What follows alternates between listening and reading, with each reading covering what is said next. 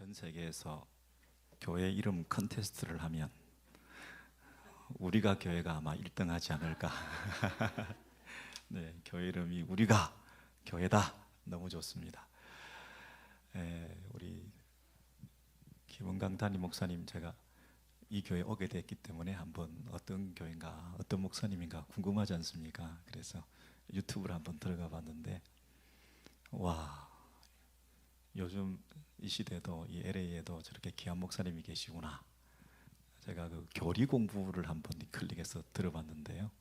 와, 요즘 너무 깊이가 있고, 목사의 설교에 은혜 받기가 좀 쉽지가 않거든요. 그런데 목사님 참 귀한 목사님이시구나. 과연 이 백성유 목사님이 조인하셔서 동력하실 만한 좋은 목사님이셨구나, 그런 생각을 제가 해드렸습니다. 우리 백 목사님하고 우리 현수진 사모님, 여기 백수진 사모님이신가요? 네. 와, 우리 수진 사모님은 우리 한 30년 됐죠. 그 전에 그 좀 큰 교회였는데 그 교회에서 반주자로 거의 뭐 휩쓸었습니다. 그래서 그래서 뭐 형제들이 많이 따랐고요. 또 이 찬양은 뭐 인도자도, 오늘 백 목사님 진짜 대단한 파워풀한 인도를 하셨는데 사실 반주가 다 살리잖아요. 그래서 우리 귀한 반주자님, 우리 금요일에 이렇게 뜨겁게 드럼도 너무 잘 하시고, 네, 뒤에 음향팀도 너무 애쓰시고, 와, 너무 부러운 게 많은 교회입니다. 그래서 참 감사하다. 우리 장로님 오늘 식사도 이렇게 맛있는 거 사주셔갖고, 제가 우리 김은강 목사님한테 농담으로 오늘 주차 발렛 뭐 그거 앱 다운 받고 그렇게 했거든요. 근데 오늘 한 번 하기 위해서 이걸 앱을 다운 받기까지 해야 되냐? 또 와야 되지 않겠냐? 그런 농담도 하고 있는데요. 우리 장로님들 감사드리고요. 이렇게 귀한 말씀을 또 나눌 수 있는 기회를 주셔서 참으로 감사합니다. 저희 교회는 그 시티 오브 오렌지라고요. 여기서 한 1시간 반 이렇게 떨어져 있는데, 오래된 교회. 제가 거기 간 지가 벌써 한 4, 5년 이렇게 되었는데, 하나님 은혜로 성도님들이 많이 참아주셔가지고 아직도 목회를 하고 여러분, 리더십을 가지고 요즘은 리드가 참 중요하다 이런 말들도 많이 하는데, 사실은 팔로워들이 더 중요합니다.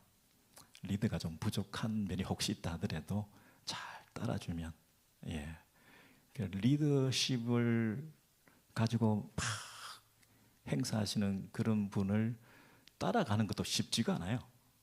그런데 잘 따라주지 않으면 아무리 탁월한 리더십을 가져도 공동체가 세워져 나갈 수 없는데, 조금 부족한 느낌이 있다 하더라도 저같이 우리 교회 좋은 장로님들과 우리 성도님들이 잘 따라와 주시는 덕분에 그래도 아직까지 교회가 그렇게 든든하게 세워져 가고 있는 가운데 있는데, 이 우리가 교회는 그런 면에서 너무 좋은 리더십과 너무 좋은 팔로우십을 가진 우리 성도님들이 이렇게 동력하고 있으니 앞으로 엄청 기대가 됩니다.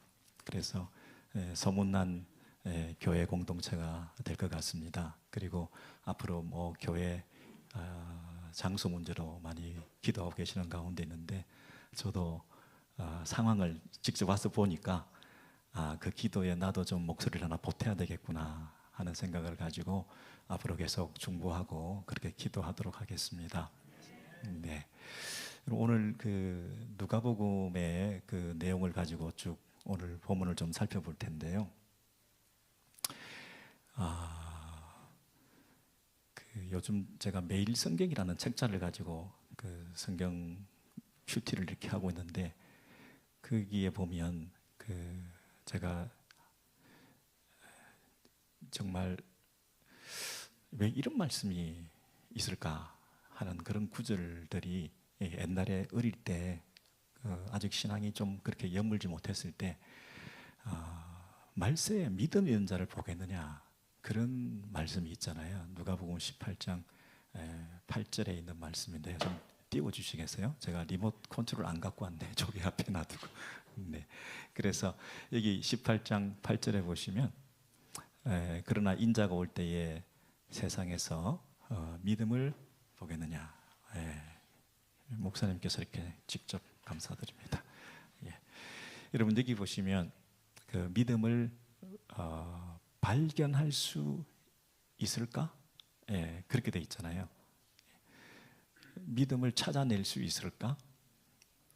여러분 우리는 믿음이 있기 때문에 주님 앞에 설 때에 인자가 올 때에 이 말은 세상 끝날에 예수 그리스도 앞에 설 때에 우리가 믿음 가지고 구원받았기 때문에 그 확신을 가지고 이제 천국 가는 걸로 다 알고 있는데 우리는 다 믿음이 있지 않습니까? 근데 믿음을 발견할 수 있겠냐? 이게 무슨 뜻인가? 제가 그 의문을 많이 가지고 사실은 방황을 좀 했습니다. 어릴 때부터 교회를 다니고 뭐 장로님 아들이고 그래서 이제 예수 믿는 흉내를 내고 주일학교 회장도 하고 뭐 이렇게 다 지냈는데 아니 뭐 믿음이 있어서 천국 간다고 해놓고는 마지막에 믿음이 있겠냐? 믿음이 있을 리가 없다. 이렇게 아주 시니컬하게 이렇게 말씀하시니까 도대체 이게 뭐 어떡하란 얘기냐? 그런 면에서 마음이 많이 불편했어요. 그래서 뭐 마지막에 뭐 믿음 있는 사람 몇 사람 없는 것 같아 보이는데 그리고 나는 거기 들 만한 자격도 없는 것 같고 그러니까 뭐 어떻게 열심히 이렇게 살아간다는 게 큰 의미가 있을까? 믿음을 보겠느냐? 희귀하다. 믿음이 거의 없을 것 같아. 굉장히 부정적으로 냉소적으로 우리의 그 마지막에 심판받을 때에 통과하기 어렵다. 이렇게 얘기를 하지 않습니까? 그래서 참 이런 부분을 해결해야 될 텐데 하고 그냥 청년 시절을 다 보냈어요. 근데 뭐 긴 얘기를 짧게 얘기해서 어느 날 제가 신학교를 가게 된 거예요. 여러분 생각을 해보세요. 한 사람이 신학교를 간다는 것은 자기가 가고 싶어 가는 것도 아니고 어느 날 가서 보니까 가 있는 거예요. 그리고 어느 날 내가 목사가 돼 있는 거예요. 믿을 수 없는 일이 벌어진 거예요. 그래서 그 신학 과정을 통해서 이제 이 공부들을 좀 하면서 누가복음을 살펴보고 그랬는데 그 부분도 잘 해결도 안 되고 그랬는데요. 하여튼 쭉 이렇게 제가 같은 고민을 이렇게 나누면서 그러면 누가복음 처음에 어떤 구절들을 살펴보면 이런 그 믿음을 설명하는 구절들이 있을까? 그래서 쭉 다음 주까지 제가 다 예고를 해드리죠. 제가 오늘 세례 요한으로 와서 다음 주 진짜 귀한 목사님이 오실 터인데, 그래서 아마 이게 이렇게 넘어가는 것 같습니다. 거꾸로 제가 넘긴 것 같습니다. 그래서 18장에 믿음을 보겠느냐 이 말씀이 있기 때문에 그 앞에 누가복음 앞에 처음부터 믿음에 관한 그 본문들을 조금 살펴보려고 5장에 있는 그 구절들을 좀 보니까 여러분 한번 같이 읽으실래요? 시작. 한 중풍병자를 침상에 메고 들여놓고자 하였으나 무리 때문에 들어갈 길을 얻지 못한지라 지붕에 올라가 침상째 예수 앞에 달아내리니 예수께서 그들의 믿음을 보시고 이 사람아 내 죄 사함을 받았느니라. 아멘. 여기 보니까 믿음을 보시고 그랬잖아요. 그러면 누가복음에서 아까 믿음 보겠느냐 하고 좀 냉소적으로 얘기했는데 누가복음에서 말하는 믿음은 뭐 어떤 믿음을 그러면 제대로 된 믿음이냐라고 설명하는가를 좀 공부해 보려고 믿음이라는 단어가 나오는 누가복음 5장 18절 이하를 보니까 이 사람의 믿음을 보시고 칭찬하시는 거예요. 그죠? 그러면 이 믿음은 또 우리가 배워야 그 마지막 날에 통과할 때 인자 앞에 설 때에 우리 믿음이 인정받는 믿음이 될 거 아니겠어요? 그래서 여기 한 중풍병자와 그 친구들이 무리가 길을 막고 있기 때문에 예수님 앞에 나아갈 수 없으니까 지붕에 올라가 가지고 예수님을 달아내렸다는 거 아닙니까? 그래서 그 믿음을 보시고 칭찬하셨다 그랬거든요. 그러면 여기서 우리가 배울 수 있는 믿음은 어떤 믿음일까요? 좀 무식하잖아요. 그리고 무모하기까지 하지 않습니까? 그리고 좀 무례해 보이기도 하잖아요. 예, 개념도 없어. 막 그냥 이렇게 무조건 무대뽀라는 말 써도 되나요? 그냥 막 들어가가지고 세상에 지붕 위에 올라가서 달아내리는 이런 게 세상이에요. 와, 여기서 우리가 알 수 있는 것은 다른 무슨 방법이 있었다면 다르게 했을 텐데 다른 방법이 없다고 생각했기 때문에 그렇게 무식한 방법을 쓰지 않았을까요? 여러 가지 다른 길 중에 한 길이라고 생각했으면, 웨이라고 생각했으면 저렇게 안 했을 텐데 유일한 길, 더 웨이라고 생각했으니까 저것밖에 없다고 간 거 아니겠어요? 유일한 길, 한 가지 길밖에 없다고 생각했을 때 그러면 그 길을 가야 돼, 말아야 돼, 나중에 가야 돼, 지금 가야 돼, 이게 마지막이라고 생각하고 그 한 가지 길을 향해서 지금 그 찬스를 놓치면 안 된다는 마음을 가지고 돌진한 거잖아요. 사방이 막혀 있는데 방법이 뭐가 있어요? 위에서 내려가는 길밖에 없지. 와, 여기서 예수님께서 그 믿음이 참 제대로 된 믿음이다, 희귀한 믿음이다. 웬만하면 무리들이 이렇게 가로막혀 있으면 다음에 어포인먼트를 한다든지, 다음에 우리 동네 들리실 때 간다든지, 또 다른 용한 의사가 있으면 거기도 가본다든지 그럴 텐데 이분밖에 없다. 그리고 지금이 아니면 안 된다 라는 그 절박성과 적극적인 반응을 하는 그런 믿음을 보였을 때, 와, 그거 참 희귀한 믿음이다, 제대로 된 믿음이다, 그렇게 인정해 주신 거 아니겠어요? 어떤 사람들은 산이 있는데 A 코스, B 코스, 등산로는 여러 가지 있기 때문에 산에 올라가면 된다고, 여러 가지 길이 있을 수 있다고 얘기를 하지만 그 사람들은 하나님의 산이라는 그 산이 얼마나 높은지 모르고 하는 소리잖아요. 그냥 인간의 등산이 에베레스트 산 기껏해야 올라가는 그 정도는 사람이 올라갈 수 있는 산이지만 거기는 등산로가 뭐 여러 가지가 있을 수 있겠죠. 그렇지만 하나님의 산에 우리 인간이 올라가게 되기까지는 우리가 100가지 방법을 다 동원해도 올라갈 수 없잖아요. 근데 오직 위에서부터 내려주는 은혜의 밧줄을, 오로지 십자가의 그 길을, 하나님과 우리 사이의 중보가 되시는 예수 그리스도 그분 외에는 다른 길이 없잖아요. 그러니까 그 예수, 그분을 놓치면 안 되는 거잖아요. 한 가지 길밖에 없는 거거든요. 그래서 그 예수, 근데 이 예수를 놓치면 안 된다. 기회가 있을 때 이것이 마지막이라고 생각하고 우리가 이걸 해야 된다. 그럼 그게 예수님께서 보실 때는 기특하잖아요. 그리고 마땅한 믿음이고 마땅하고 당연할 뿐만 아니라 그 세상 사람들 가운데 당대에는 희귀한 믿음이었다는 거예요.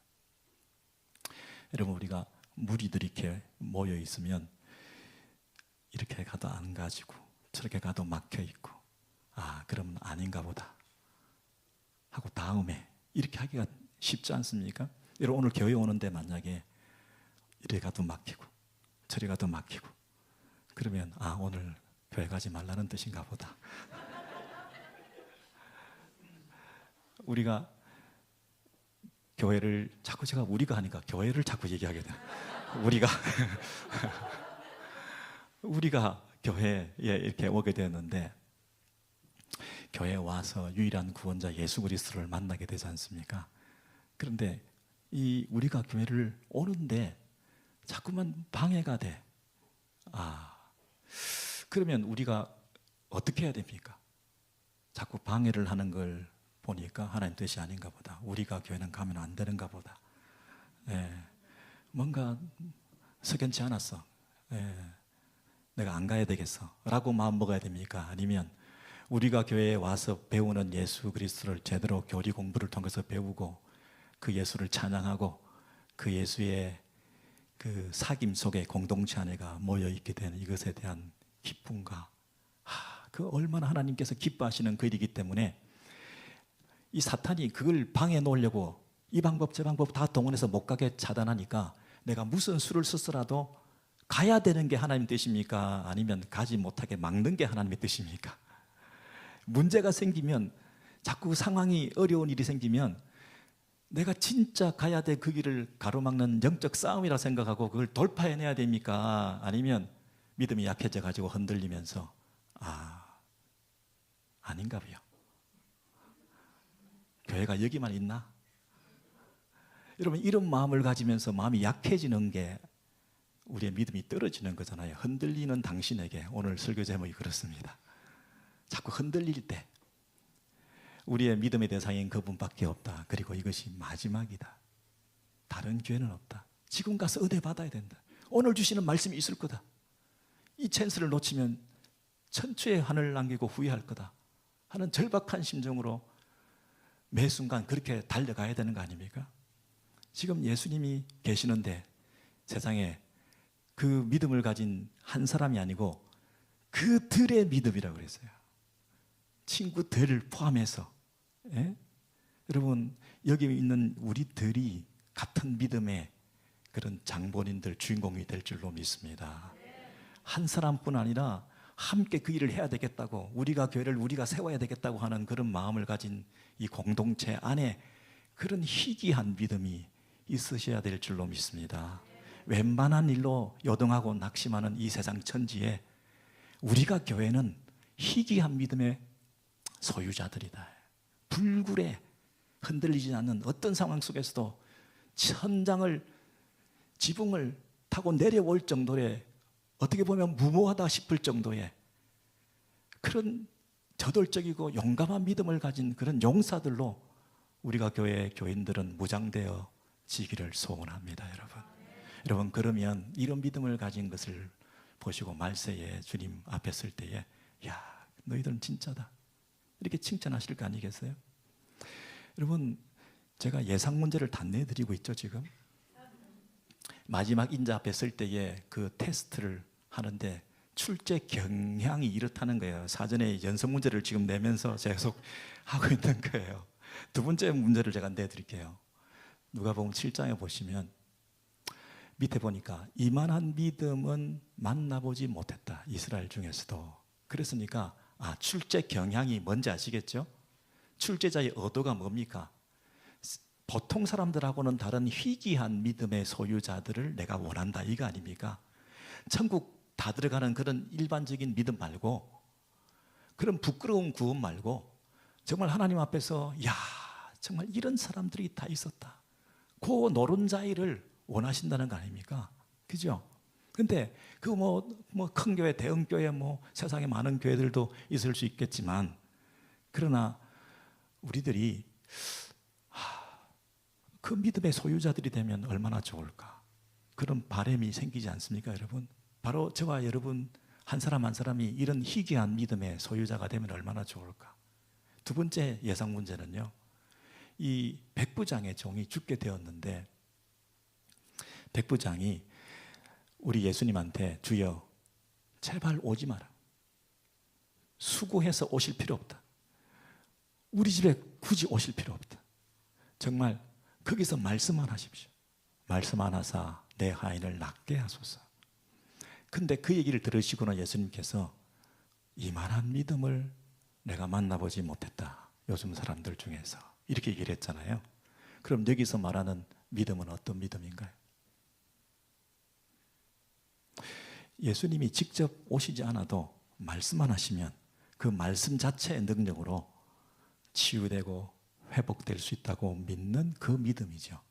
근데 당시에 웬만한 사람들은 다 어떤 믿음을 가졌냐면, 직접 가서 예수님이 직접 오셔서 그리고 안수해 주시고 만져주시고 직접 느끼고 내가 체험하고, 그렇게 해서 뭔가 변화가 생기고 내 삶에 어떤 새로운 지평이 열리게 되고, 이런 것을 기대하기 마련인데, 이분은 시공을 초월해서 그냥 거기서라도 당신이 말씀하시면 말씀의 역사라 내게 나타납니다, 이렇게 믿었다는 거예요.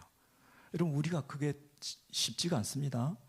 목사님이라도 신방 와서 안수해 주시고 목사님 거기서 전화로 기도해 주십시오. 그거보다는 야, 목사님 성의 없네.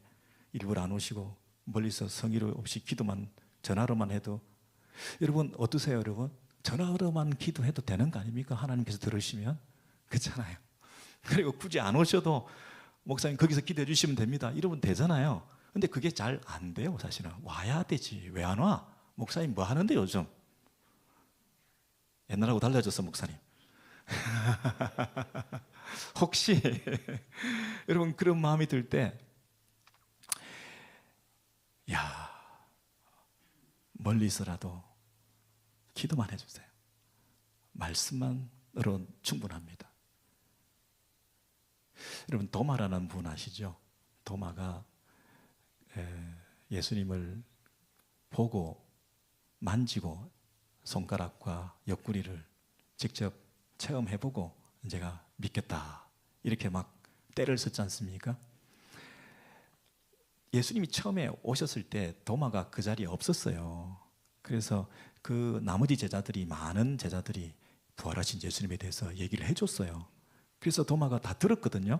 근데 도마가 뭐라고 얘기를 하냐면 나는 들어가지고 못 믿겠다. 니들이 아무리 얘기해도 나는 직접 만져보고 봐야 믿겠다. 그렇게 막 때를 썼어요. 그랬더니 며칠 후에 예수님께서 나타나셨어요. 예수님의 재신방 하셔서 굳이 도마 때문에 오신 거예요. 못 믿겠다고 때를 쓰니 할 수 없이 그 도마에게 일부러 또 오셔가지고 야 네가 나를 꼭 봐야 만져봐야 믿겠다고 그러니 자 만져봐.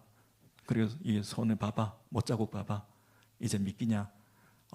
주여 당신은 진짜 우리 주십니다 라고 고백을 했잖아요. 그러니까 예수님이 그 다음에 뭐라고 하신 줄 아세요? 뭐라고 하셨어요? 네가 나를 꼭 보고 믿냐?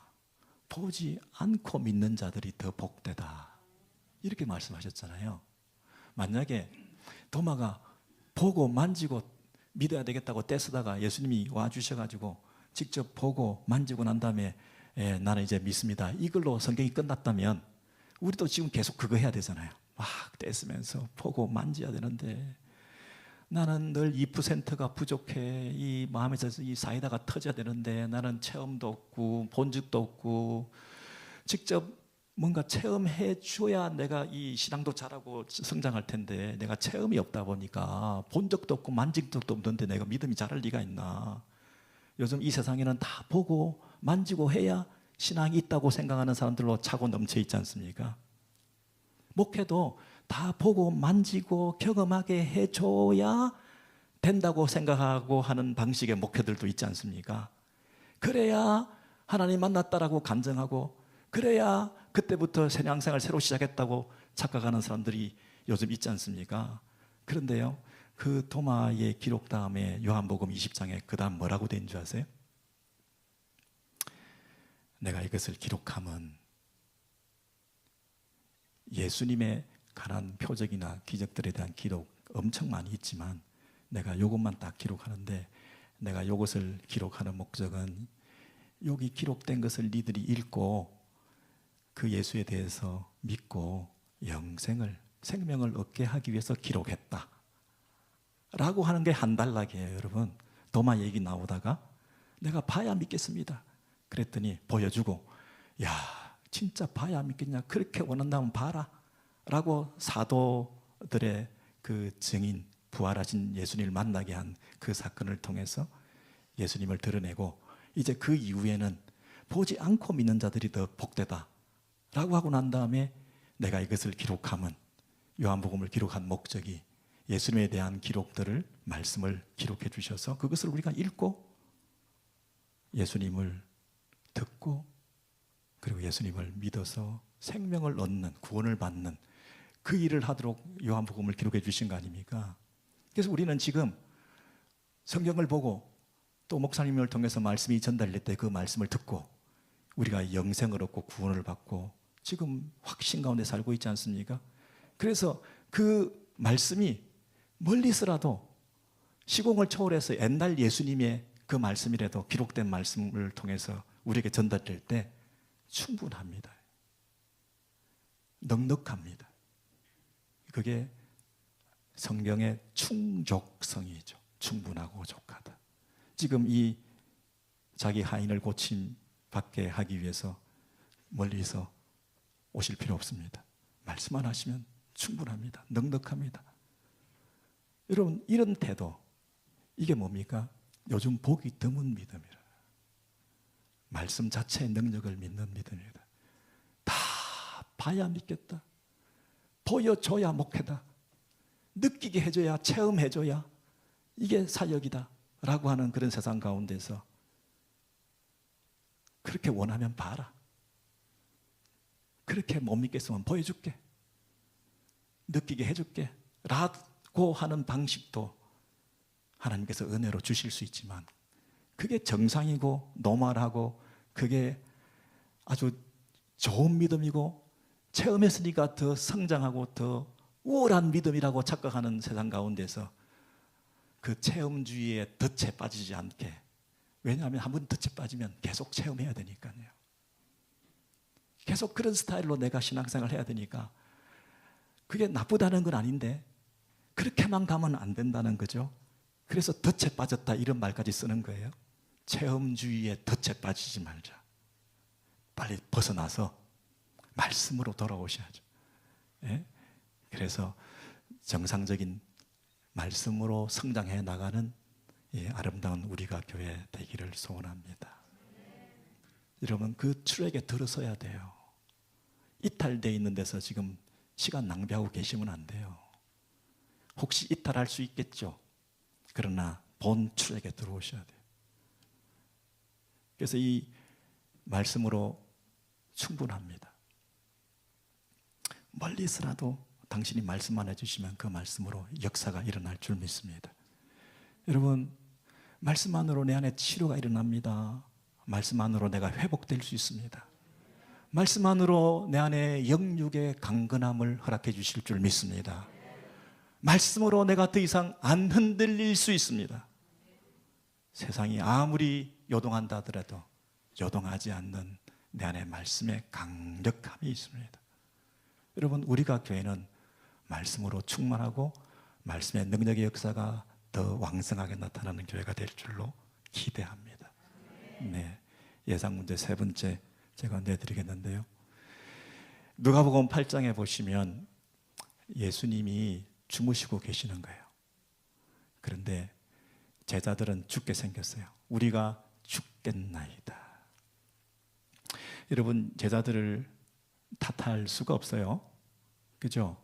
죽게 생겼는데 예수님은 주무시고 계시니까, 요즘 표현으로 얘기하면 이 인간이 지금 자고 있단 말이죠. 예수께서 깨사 바람과 물결을 꾸짖으시니 이에 그쳐 잔잔하여지더라. 제자들에게 이르시되 너희 믿음이 어디 있느냐. 여러분, 질문, 너희 믿음이 어디 있느냐. 여러분, 너희 믿음이 왜 없느냐 이렇게 안 하시고, 너희 믿음이 왜 없느냐 이렇게 안 하시고, 너희 믿음이 어디 있느냐 이렇게 말씀하신 이유가 어디 있겠습니까? 어디 있느냐라고 말씀하신 이유가 어디에 있겠습니까? 네? 믿음이 어디 있느냐, 이 말은 어디다 숨겨뒀느냐, 어디다가 무용지물로 처박아 뒀느냐. 너 있는 믿음을 써먹지 않고 왜 지금 두려워만 하고 있느냐. 니들이 믿음 있노라 하면서도 이 상황에서 그 믿음을 작동시켜야 되는데, 그 믿음을 지금 아무렇지도 않게 작동시키지 않고 두려워만 하고 있으니 한심하다, 그 얘기잖아요. 너희 믿음이 어디 있느냐? 왜 있는 믿음 다 까먹고 여기서 안 써먹냐? 결정적인 순간에 쓰라고 준 믿음이 왜 없어졌냐? 그 얘기잖아요. 여러분, 이 제자들이 이 풍랑 가운데서도 믿음을 작동시킬 수 있는 그런 연습을 했어야 되는데, 이 제자들은 그 훈련이 잘 안 돼 있는 거예요. 여러분, 이 마지막 시대에 두려운 일 투성인데, 우리는 배는 안 타지만 날마다 요동하고 있지 않습니까? 건강 문제, 물질 문제, 자녀 문제, 이민 생활에 신분 문제, 이런 크고 작은 문제들 너무나 많이 있고 마음이 늘 흔들리기 마련인데, 그런 두려움이 콱 찾아왔을 때 어머에 두려워라 두려워라. 그런데 예수님은 주무시고 계셔요. 여러분, 더 화나는 것은 이 양반이 주무시고 계신다는 사실이에요. 무관심하시고 기도 응답 안 하시고 침묵하시고 아무 말씀도 하지 않으시고 오랜 기도에 응답하지 아니하시고, 나는 이런 큰 어려움 속에 있는데 이분은 태어난 척 그렇게 계시는 거예요. 기도하고 찬양하고 예배드리고 그 어렵게 찾아가지고 빌딩에 올라와서 파킹도 힘들게 해서 이렇게 막 와가지고 예배드리고, 우리가 교회인지 너그가 교회인지 맨날 그래서 막 우리가 교회에서 열정적으로 다 했는데 병도 나고 물질적으로 돈벼락 한번 맞아보고 죽었으면 소원이 없겠다. 여러분, 그런 늘 갈급함에 이민 생활의 어려움 속에 있는데 이분이 응답을 안 하는 거예요. 무관심하신 거예요. 그랬을 때 여러분, 그 두려움에 있는 주님께서 나타나셔서 너희 믿음이 어디 있느냐 그렇게 말씀하시면 좀 야속하지 않겠어요? 그런데 정말 이 세상을 두려워하지 않는 비결은 한 분, 그분을 두려워하는 거잖아요. 그 한 분을 두려워하면 그 세상의 그 어떤 두려움은 잠들게, 풍랑이 잠자게 되는 거 아니겠습니까? 그래서 여러분, 우리의 그 신앙생활은 어떤 면에서는 이렇게 얘기를 했습니다. 그 자동 온도 조절 장치처럼, 이게 날씨가 좀 더우면 에어컨디션이 작동하기 위해서 차단, 연결, 그렇게 해서 털커덩 하고 이렇게 연결되는 거잖아요. 근데 이 자동 온도 장치가 너무 늙어가지고 오래돼가지고 작동이 잘 안 해. 예수 믿고 오래됐는데 이게 작동이 잘 안 해. 믿음이 인도라 하면서도 너무 두려우면 그 두려움의 공포에 사로잡혀가지고 진짜 두려워해야 될 대상을 바라보지를 않아. 끊어내고 차단시키고 이 두려움을 잘라내고 그리고 이쪽으로 연결. 우리 하나님을 두려워하면 하나님이 주신 약속도 기억나고 그 하나님이 나를 향한 계획도 있고 하나님은 더 놀라운 우리의 삶을 인도하실 분이야. 이 배를 타고 가기 전에 이미 예수님께서 호수 건너 저 건너로 가자 이렇게 말씀하셨거든요. 이 호수 건너 저 편으로 가자라고 말씀하시고 이 배를 타고 가는 거잖아요. 그러면 가자고 하신 분이 가게 하실 거잖아요. 여러분, reject and remind 그렇게 하라고 그랬어요. 2R로 기억하라고 그랬어요. 생각, 온갖 걱정, 온갖 세상 소리 이런 거 다 reject, 거절하고 끌어내고 remind, 기억해라. 호수 건너편으로 가자 하신 주님이 살아계신다. 그분이 지금 배 안에 계신다. 여러분, 엄청 큰 일이 일어났다고 생각하는데 제일 큰 일은 뭐냐면 배 안에 주님이 계시는 게 제일 큰 일이에요. 이분이 우리와 함께 하시는 그 자체가 제일 큰 일이라니까요. 그러니 그분이 우리와 함께 하시니 때로는 침묵한다 하시더라도 그분이 책임지실 거잖아요. 하나님 나와 함께 하십니다 하는 믿음을 가지고 나보다 더 나를 더 잘 아시는 하나님께서 내 삶을 인도하실 것입니다 하는 그 하나님에 대한 경외심으로 예배가 회복되고 믿음이 다시 그분을 향하게 바라보게 될 때에 여러분, 언제 그랬냐는 듯이 풍랑은 다 잠들게 되는 거잖아요. 여러분, 지금도 막 풍랑이 일고 계시죠? 멀미하실 지경이죠? 막 마음이 요동하시지 않습니까? 아픈 사람, 힘든 사람 많이 있고 그런 얘기를 들으면 이 정글에 살면서 동물의 왕국에서 막 야생 동물들이 서로 잡아먹고 하는 이런 긴장관계 속에서 이 서바이벌 게임을 하는 것 같은 이런 어려움 속에서 늘 공포에 지려 우리가 살게 되는데 여러분, 이게 자동 온돌 장치 차크닥 끌어내셔야 돼요. 그리고 이쪽에 탁탁 연결되셔야 돼요. 그럼 우리 하나님께서 주시는 새로운 위로가 안위와 평강이 차고 넘치고 살 소망이 있고 다시 일어나야지. 다시 일어나야지. 주님 함께 하시지. 약속하셨잖아. 머리털을 새신 받으신다고 그러잖아요. 그럼 머리털을 새신 받는다는 뜻은 무슨 뜻입니까? 그분이 기억력이 좋거나 산수를 잘한다는 뜻입니까? 나는 내 머리털 숫자도 모르는데 그분은 내 머리털을 안다고 그러니 내가 나를 아는 것보다 그분이 더 나를 더 잘 안다는 뜻 아닙니까? 그러니 그분께 한번 맡겨보는 거지 않습니까? 너무 믿음이 없는 거예요. 다 내가 알아서 하려고 그러는 거지. 그분께 온전히 맡기는 한 희귀한 믿음 한번 가져보시면 어떨까요? 풍랑 이런 가운데서도 자동 온돌 장치가, 온도 조절 장치가 척거덕. 이제 좀 수리하셔죠. 오늘 저녁에 좀 수리하셔가지고 이게 고장난 게 좀 자동으로 좀 탁탁 갖다 붙도록. 예, 그래서 조그마한 어려움이 있다 하더라도 잘라내고 탁 갖다 붙어서 주님 확신합니다. 믿습니다. 함께 해주십시오. 믿습니다 하고 나아가시는 우리 교회 될 줄로 믿습니다. 네, 이제 예상 문제 다 끝나갔는데요. 여러분께서 지루하실까 봐 누가복음 8장에 보시면 혈루증에 고침받지 못하는 여자가 있었는데 이 여인이 예수님 뒤로 와가지고 옷가에 손을 딱 대었더니 그 병이 그쳤어요. 아무도 그 병을 고쳐주는 사람이 없었어요. 오랜 고질병을 가지고 있는 사람인데, 근데 예수님께서 손을 댄 자가 누구냐 이렇게 말했어요. 뒤에 살짝 갖다 댔는데 예수님께서는 누구냐 이렇게 말씀하셨어요. 그랬더니 베드로가 뭐라고 그랬냐면, 주님 뭘 그렇게 예민하십니까?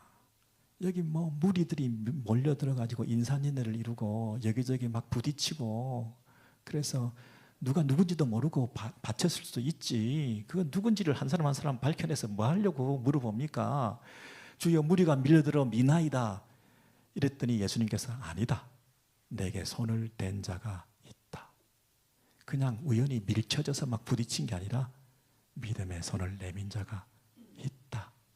이렇게 말씀하시잖아요. 그러면서 예수님께서 따라 네 믿음이 너를 구원하였다. 평안히 가라. 이렇게 말씀하셨죠. 여기서 이 여인이 가진 믿음은 뭔가요? 그 무리가 많은 가운데에서도 그냥 뒤에서라도 손을 대면 주님이 나를 아신다. 베드로가 우연히 누군가 손댄 거예요. 그냥 밀치고 하다가 그냥 받친 겁니다. 이렇게 얘기하니까 아니다. 누가 손을 댔다.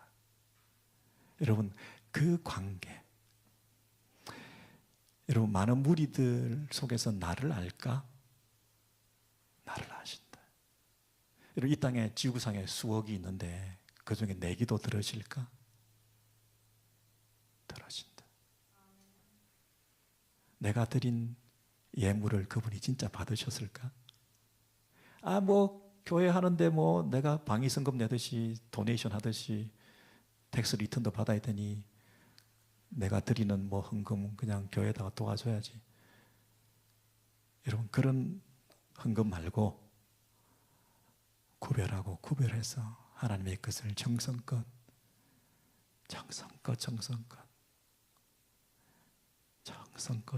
주님 받으시는 예물 되기를 원합니다. 그래서 그 예물 드리면 아무도 모르지만 우리 주님 아신다고 말씀하시잖아요.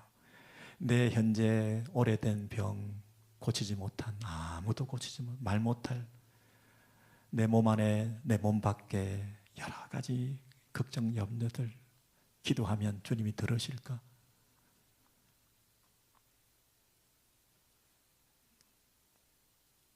그 우연이라고 하는 거로 가장되어서 우리 신앙생활이 피상성으로 흐르기 쉬운데 우연은 없다. 피상적인 거 없다. 굉장히 개인적이고 구체적이고 하나님과의 친밀한 그 관계라는 것이 지금도 살아있다. 여러분 그래서 그 무리 가운데서 군중의 그 익명성에 기대어서 대충 신앙생활하고 왔다 갔다 하는 그 껍데기 신앙이 아니라 우리 속에 있다 할지라도 나 한 사람을 아신다 하는 그 믿음 가지고 진실된 신앙생활 하는 그 한 여인을 우리 주님께서 그 믿음 귀하다 이렇게 보신 거죠. 사람들이 많이 몰려다니는 그 가운데 내가 속해 있어서 마치 나도 신앙이 다 좋은 것처럼 그 집회를 때우고 그 예배를 견디고 그 설교를 견디고 그냥 종교적 의무를 다하고 이렇게 왔다 갔다 하는 신앙 말고 그 많은 무리 가운데 있다 하더라도 나 한 사람이 하나님 오늘 저의 찬양과 기도를 받아주실 거죠. 제 기도 제목 들으실 거죠. 그런 마음으로 와서 당신께 손을 내밀어 옷깃이라도 만지려고 하는 그 여인을 우리 주님이 내가 그를 안다 이렇게 말씀하시잖아요. 오늘도 그런 믿음을 가진 자를 우리 주님께서 찾으시는 줄로 믿습니다. 여러분 이 8장 하다가 17장을 빨리 건넜던 이유는 시간이 없기 때문에 17장에 가서 보시면 또 한 여인 한 사람이 있는데 그 발 아래 엎드려 10사람이 깨끗함을 받았는데 그 병자들이 다 도망가고 멀리 가버리고 9은 어디 있느냐 이렇게 말씀하시죠. 이 누가복음을 쓴 분이 어디 있느냐 이 질문을 참 잘하시는 것 같죠. 9은 어디 있느냐, 그들의 믿음은 어디 갔느냐, 이 이방인 외에는 하나님께 영광 돌리러 온 자가 없느냐 하시고 이르시되 일어나 가라 네 믿음이 너를 구원하였느니라. 여러분 희귀한 믿음이죠. 10명 중에 9은 보통 그런 믿음이고 1명은 돌아와서 하나님께 영광 돌렸으니까 정말 희귀한 믿음이잖아요. 그런 믿음을 보시고 하나님께서 칭찬하셨거든요. 그래서 보통 이 본문을 돌아와서 감사했다, 발 아래 엎드려 감사하니, 그래서 그 감사에 초점을 맞출 수도 있지만 여기 보니까 믿음이 너를 구원했다 그랬으니까 이 한 사람의 믿음이 어떤 믿음이냐, 어떤 믿음이 여러분 여기서 우리가 교훈받을 수 있을 것 같습니까? 9도 처음에 병 고치기 위해서 나왔습니다. 내 몸을 보여드린 믿음, 내 몸이 고침받기 원하는 믿음으로 나와서 엎드렸습니다. 그런데 고침받고 나서 이 한 사람은 자기 몸을 남은 내 몸뚱아리에 내 인생의 모두를 그분께 드린 믿음이죠. 이제는 내 병을 고치기 위해서 나온 내 몸이 아니라 내 인생 전부를 그분께 드리기로 한 새로운 헌신적인 믿음이죠.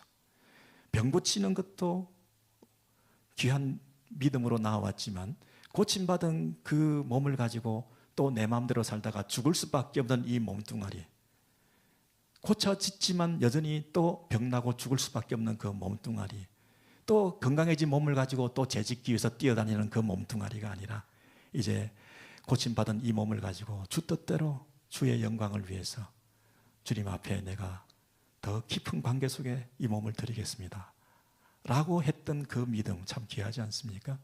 보통은 웬만한 사람들은 고침받았으면 당장 밖에 나가서 뛰어다니고 자기 삶을 살기를 원하는 게 우리들 아닙니까? 기도 응답 받았습니다, 은혜 받았습니다, 교회 생활하다가 우리가 많은 것들을 축복을 받았습니다. 그러면 여러분 어떻게 됩니까?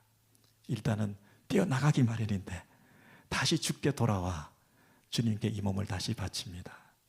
내 뜻대로 이제 살지 않고 주님 뜻대로 이 몸을 던져서 바쳐 살기를 원합니다. 이렇게 고백한 이 헌신적인 믿음, 이거 귀하지 않습니까? 여러분은 지금 어떤 상태인가요? 문제 해결을 위한 믿음도 귀하지만 문제 해결 너머에 있는 그분과의 관계, 여러분의 인생 자체를 그분께 던질 수 있는 그런 믿음과의 그 주님과의 친밀한 믿음의 관계로 지금 나아가고 계신가요? 그 믿음을 원하시는 것 같습니다. 그리고 18장에 보시면 한 맹인이 구걸하다가 나사렛 예수께서 지나가실 때 외쳐 다윗의 자손 예수여, 다윗의 자손이여. 구약에서부터 메시아로 후손으로, 다윗의 후손으로 오실 그 메시아를 기대하는 마음을 가지고 나를 불쌍히 여기소서 하고 얘기를 했는데 앞서가는 자들이 꾸짖어 잠잠하라 이렇게 얘기를 하는 거예요. 그러니까 그가 더욱 크게 소리질러 다윗의 자손이여 나를 불쌍히 여기소서 이렇게 얘기를 했다는 거죠. 그랬을 때 예수님께서 네 믿음이 너를 구원하였다 이렇게 칭찬해 주셨죠.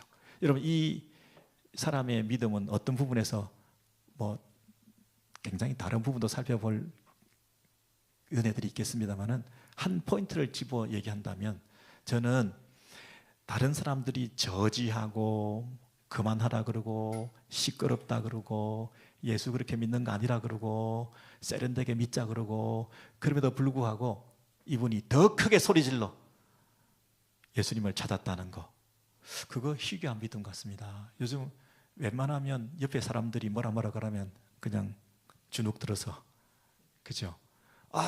저 사람 왜 꼭 소리 지르면서 기도해야 돼? 야, 저 사람 왜 교회 와서 꼭 우냐? 우려. 왜 우니? 예? 여러분 교회 안에 오면 이상하게 교회에 예배 드리지 않고 예배 감독관 같은 사람이 있어가지고 저 사람 왜 저 옷을 입고 왔냐? 저 사람 왜 저렇게 기도를 저런 식으로 하냐? 이 감독하는 사람들이 가끔 있잖아요. 그걸 사명으로 생각하시는데 여러분 그런 분들이 한두 마디 하면 그 다음부터는 주눅 들어가지고 교회도 오기 싫고 뭐 앞에 서면 계속 나를 보는 것 같고 신경 써여가지고 뭐 옷을 뭘 입을까 고민도 되고 막 이러잖아요. 예. 그런데도 이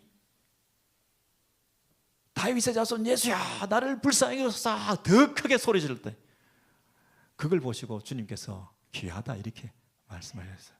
예, 여러분 절대로 주눅 들거나 이 위축되거나 그렇게 신앙생활 하시면 안 돼요.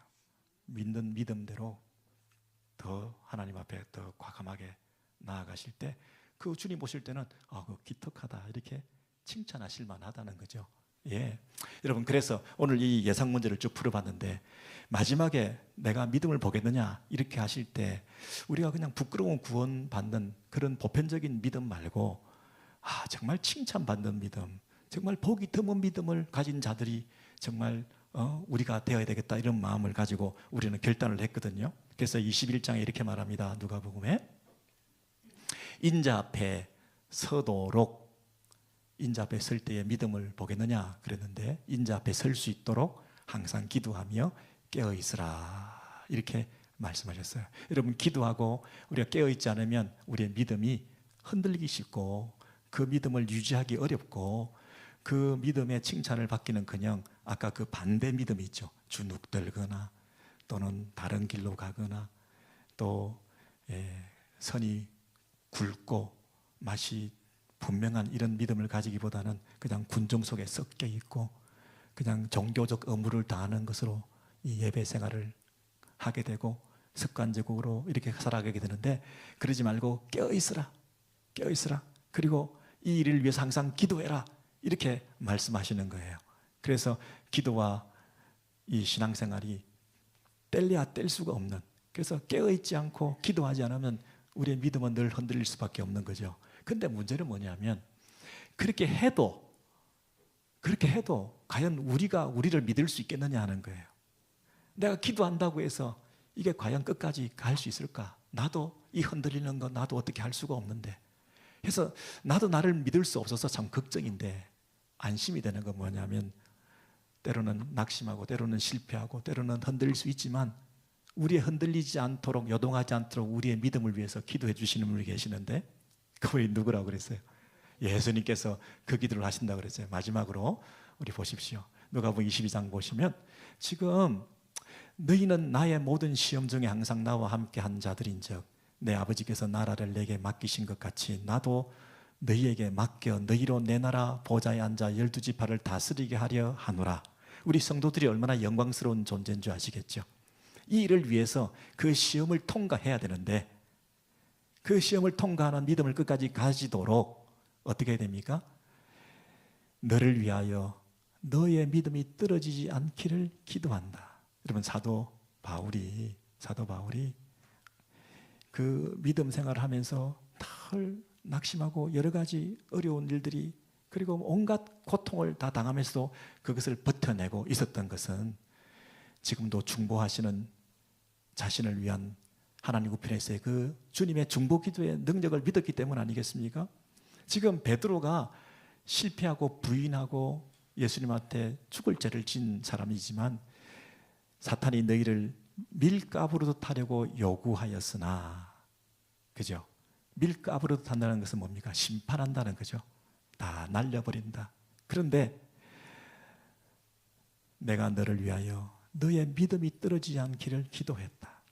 여러분 여기 보시면 사탄은 복수를 청구했는데 예수님은 단수를 위해서 기도한다 그랬습니다. 너희를 제자들을 다 날려버리려고 유혹하고 시험 들게 하고 믿음이 떨어지게 하려고 그랬는데, 그러나 내가 너를 위하여 너의 믿음이 떨어지지 않기를 기도한다 그랬습니다. 여러분, 그래서 이 교회만 하더라도 교회 리더십을 위해서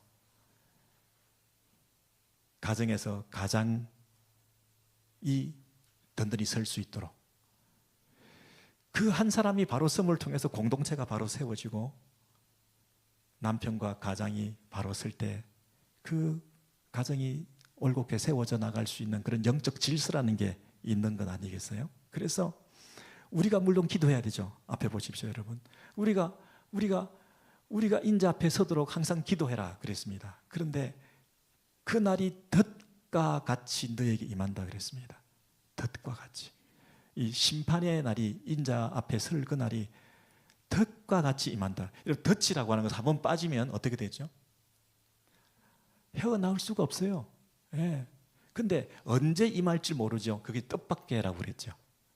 뜻밖에라는 얘기는 이 불예측성을 말한다고 한다면, 덫에 빠져서 다시 헤어나올 수 없는 것은 불가역성을 말한다고 그러잖아요.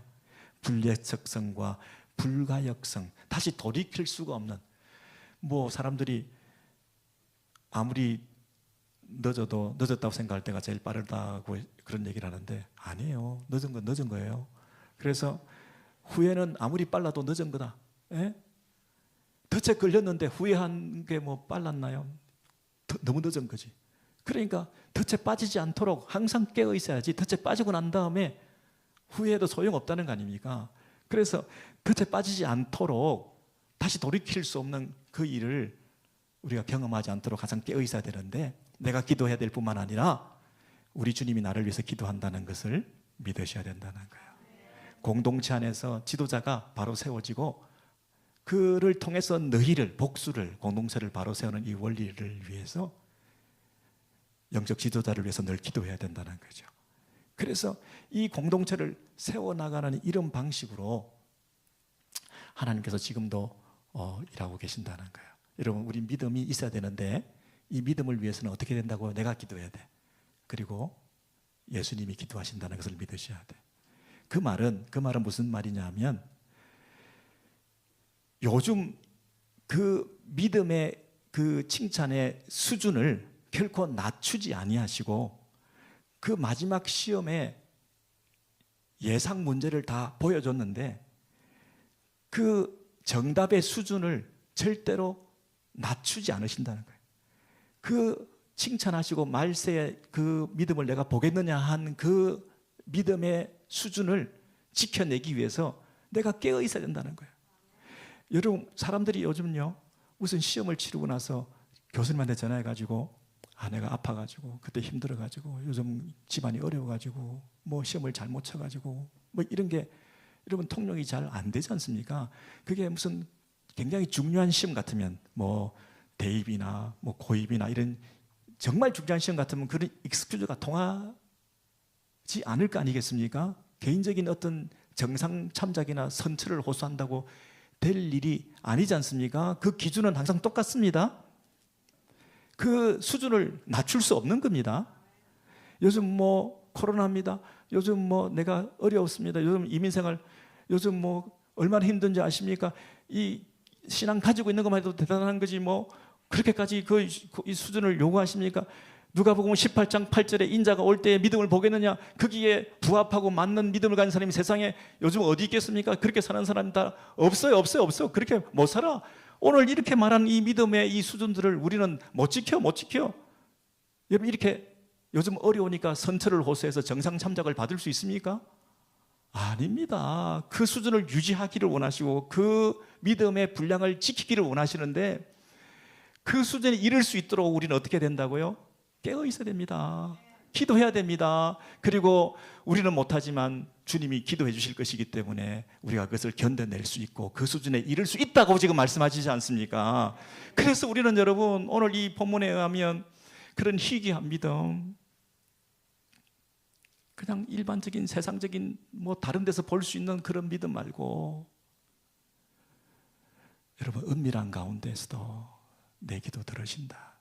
예, 개인적인 친밀성 속에서 옷깃만 만져도 주님이 나를 아신다는 이런 믿음, 그리고 몸만 고침받는 게 아니라 내 몸을 드려야 되겠다, 내 인생을 던져야 되겠다라는 그런 헌신적인 믿음, 그리고 유일한 구원자 한 분밖에 없다. 그게 마지막이라고 생각하고 달려가야 된다. 예. 그리고 누가 뭐라 그래도 잔소리를 하고 핀잔하고 이상한 시선으로 째려보고 그래도 나는 포기하지 않고 더 큰 소리로 내 믿음 표현할 거다. 그리고 시공을 초월해서 말씀은 역사하기 때문에 말씀 자체가 능력이 되니까 뭐 다른 거 없다. 다른 거 내가 보고 경험하고 이런 것보다는 말씀에 더 깊이 우리 목사님 통해 주시는 그 말씀으로 충분하다. 말씀으로 넉넉하다. 말씀 플러스 뭐 알파가 따로 있는 게 아니라 말씀 그 자체로 충분하다.